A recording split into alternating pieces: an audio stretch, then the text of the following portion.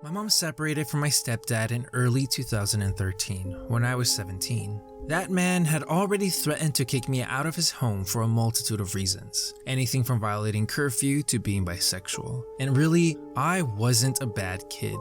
All I did was work and go to school. So I moved out with my mom and I agreed to pay 1/3 of the rent, or about $400 a month. At the time, I made $7.50 an hour to get verbally abused by customers and flip burgers, and I worked around 20 to 25 hours per week. Plus, I went to school, and I kinda had a social life. So usually on any given week, I was home for about 2 evenings and out otherwise. My mom was pretty lenient with me since I was paying rent, so my curfew was usually between 12 to 2:30. My mom worked full-time at a Wawa that was 45 minutes away. She was also in school and had a boyfriend that lived a town over. She was home about as often as I was. We had a cat, and it was just us. This apartment building used to be a barn. It's now split into 4 apartments, 2 on both floors, and has an inaccessible attic and a basement that's really creepy. It's off of a main road, a ways back down a driveway, in an open field with a few other ancient buildings around it, and not much else besides trees. Initially, we took comfort in this, but then it became weird. There was a closet in my mom's bedroom that locked from the inside, and randomly, it would be locked. The same thing with the pantry. Small things would also be moved, and more, we noticed that we were missing things, and things would happen by themselves. Did you smoke a bowl out of my grinder? Why and when did you eat all the Cheez-Its? How in the world did the cat flip over the litter box? Those were some of the things that we often asked each other. All of this was eerie, but we were also living right outside of a Civil War zone, a major one, said to have hosted the bloodiest battle outside of Gettysburg. It was dumb, but at first, we actually thought that it was a ghost, or that the other person was doing this. Obviously, it was a tense and weird time. I was getting sick of my mom smoking my weed, so before I left work one day, after she had left for work, I set up a simple string trap that would snap when she opened the door.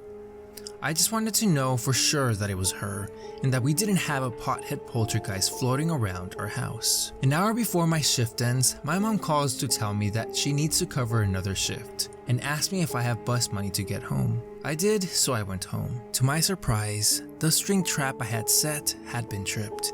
I was again missing a pinch of weed. I was beyond paranoid. My chest was starting to feel tight with anxiety, and I grabbed the pepper spray out of my bag. As I left the room, I heard feet shuffling above my head. My heart dropped. I grabbed the paraphernalia, set it somewhere safe outside, and bolted from the house and ran to the Burger King across the street while I dialed 911. After a little while, the police showed up. I was beginning to feel like I definitely overreacted. I felt so stupid, and I wanted to tell Officer Jones to go home, that I had changed my mind, there was nobody smoking my weed in my house. But I did feel better when they told me that they would go search the house, and one of them stayed outside to wait with me while the others searched for the footsteps. I'm on the phone with my mom, who's a mixture of pissed off and concerned, telling her that it's probably all good and that I'm sorry for scaring her. But then the door to the house swings open. I can hear a struggle and I walk to see it better. A police officer and husky bearded man are wrestling at the foot of my stairs, just in front of the door. The bearded guy is holding onto the doorknob with one hand. I was so shocked and afraid, and I had to hang up the phone. The bearded man gets away and makes a sharp left across the patio over the short wooden fence and into the field with all of the trees. He is gone into the night, and the officers disappear after him, only to return and to tell me that he got away. After the police did a thorough sweep of the house, they found his semen around the drain of the shower, as well as on our loofahs and razors. They discovered that the pantry had an attic drop-down door that was painted over, and that this man had chipped at it to get inside long before we showed up. He had been squatting there since the summer. When people moved in, he took to hiding in the attic, pantry, or closet, and he came out when we weren't home. He ate our food, and the officers didn't know this at the time, but he also smoked our weed. My mom's boyfriend moved in with us shortly after, and I was home even less. To this day, I am paralyzed with fear when I hear strange noises like the house settling. I keep mace on me always, everywhere, at all times. This guy wasn't even violent, but just thinking about all the things that he did to my stuff makes me feel profoundly unsafe.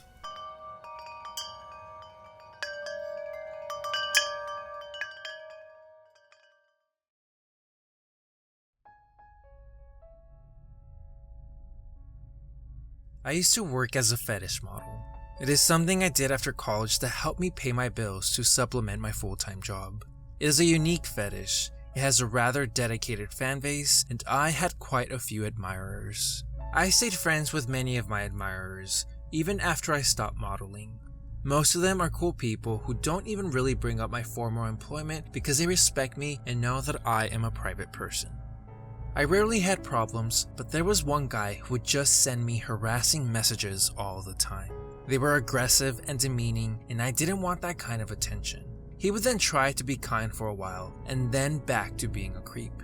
So I blocked him and forgot about him. But he would continue to blow up my phone with calls and texts, so I also blocked him there. He would message me from other numbers, so I just changed my number. On social media, he would make fake profiles and try to harass me that way. I just ignored him and just found him annoying and unbalanced, but not a real threat to me. Many years passed, and there had been silence for a very long time.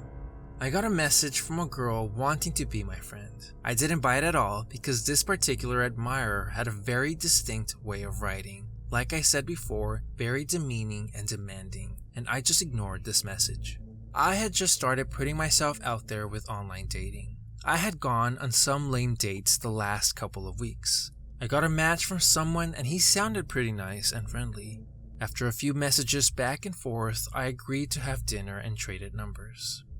I have to say that the beginning of the date was actually really nice. My date was very considerate and we had an easy conversation. After eating and drinking, we left the restaurant to walk back to his place. Even this was pleasant. We get back to his apartment and things are getting hot and heavy. I was really digging this guy until he whispered in my ear, "Why did you make me wait for you so long?" When he said that, my stomach did a little flip. I asked him what he meant by this. He told me that he had moved all the way from the East Coast for me. My stomach started to drop and I started shaking. It was then that something in his brain flipped like a switch. Instead of the gentleman I was with all evening, he started spewing all the things my online harasser would message me. He spewed out details from conversations from like 7 years ago, which I had mostly long forgotten about, and he seemed so angry that I didn't remember all of these things. I was standing there shocked and topless, realizing what was happening, and I noticed that he kept looking behind me. I looked back and noticed an open laptop, and I am certain that he was recording what was happening. I told him that I didn't feel well and I needed to leave as calmly as I could, without letting him know that I was terrified. He must have known that I was scared though, because he grabbed me and wanted me to swear that this wouldn't be the last time I saw him. I smiled, nodded, and offered to go out to dinner another night. I didn't know if just playing it cool was going to work, but honestly, I was prepared to start fighting if I had to. He relented and let me go to the bathroom to put my shirt back on, and I was able to walk back to my car by myself. I just drove in shock and silence all the way home. He had given me a fake name to go out on this date. He changed his demeanor, he took advantage of the fact that I didn't know what he actually looked like. I googled his real name when I got home and saw his Facebook page, and that confirmed that he was in fact the man that had been harassing me for years. I hadn't ever bothered to look at his Facebook page before because I just always ignored him and didn't feel like he was a real threat, and this was really stupid. So I immediately blocked the number he had been using for his fake name, and I guess that I will change my number too, since I am sure that he will just keep calling. I deleted my dating profile, of course, and I won't be going out again for a little while. I am of course going to the police to at least put this guy on the radar. Luckily for me, I didn't mention where I worked or where I lived, so I actually feel pretty good about that. Now that I know what he looks like, I can at least be aware. I feel horrified and stupid that I let myself be vulnerable. I will say this, I am certainly paying attention now.